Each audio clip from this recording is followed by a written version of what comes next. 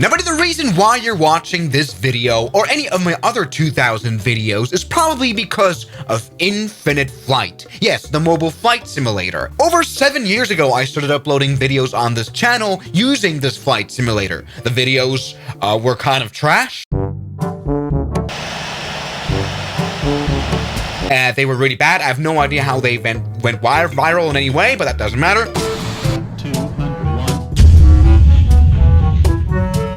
And it's now time to play Infinite Flight again, because it's grown a lot ever since we last talked about it. It is especially the UI that has changed quite a bit, and I think right now, this might be the best UI of any flight simulator out there. Like, it just looks good. Like, this was done by a proper designer. We can zoom into airports here and maybe spawn ourselves up on a gate. We can select an aircraft wait, hold on, 737 MAX? That one isn't even out yet, because it isn't. Everybody, yes, Infinite Flight is releasing the 737 MAX 8 very, very soon, and gave me a beta access to this airplane so I can make a video about it. That's very nice. You know, the mere arsenal of airplanes is absolutely insane with Infinite Flight anyway. We've got a million planes. Anyway, sometimes maybe some of them aren't too great. I wouldn't really trust the A318 from November 2015 to be very realistic. But it's time now to do a bit of a review. How good is the Boeing 737 MAX? First of all, we can select a livery. We have a lot to select. We can maybe, with my standards of flying, do the Ryanair and spawn into London Heathrow. Now, I would very much like to play multiplayer because that can be a bit of a chaos. Problem is, in the beta version that I have right here, multiplayer doesn't work. The one thing where Infinite Flight really does stand out with mobile flight simming, anyway, I can synchronize the weather to how it is right now. Here, let's go ahead and press fly. Yes, welcome aboard the Boeing 737 MAX. Look at this. Now, of course, over the years, Infinite Flight has added buildings to a lot of airports around the world, actually. And this really doesn't look bad. And look what we also have here. Jetways. And what I love is the drone camera right here. I wish we can fly around very nicely, actually. What I don't love about Infinite Flight shows right here in the cockpit, because of course it's not usable. And you know what, this is actually a matter of preference as well, because I'm on this tiny iPhone. Would I like to have every switch operational and we actually had to use it? Probably not. I've always found them with mobile flight simulators that I mostly don't really like to use the switches. Perhaps it is better anyway to just turn on the main battery using here the UI.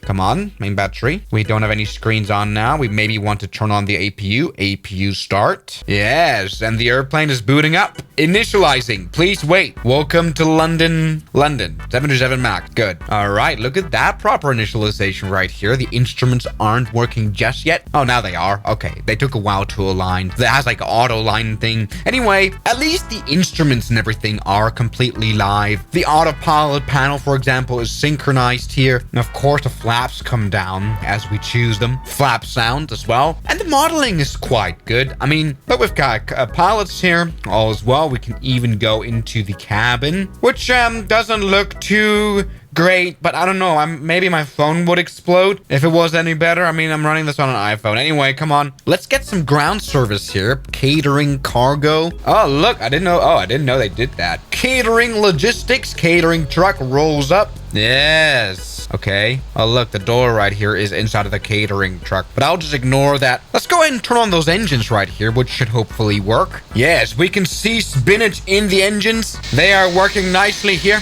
And they were working nicely here as well. Now, I would love to fly multiplayer with this model because it's a lot better. You know, you have your live ATC and everything. Really brings me back to the old times. Here's the pushback. Okay, attach tug, push. Yes, my friends, look at this. What the airplane sounds like in the interior. Can we move? Oh yeah, we can move here just with the rudder. And now here on the runway, let's go ahead and take off here. Runway 09 left. Yes, and what I like is the sound. That's good. Come on, take off. All right, that was a very bad takeoff. Doesn't matter. We're flying just as we should. Let's get that landing gear up, which of course works well in the 737 MAX. Now it's a bit of a hazy day. The sky isn't necessarily blue. I think what Infinite Flight definitely needs in the future is like some clouds, because there isn't really some. Look, there's like a cirrus cloud we can add, but there's no volumetric clouds, which isn't that big of a deal for me though. Anyway, look at this. We are doing very nicely. We are nicely climbing here out of this airport.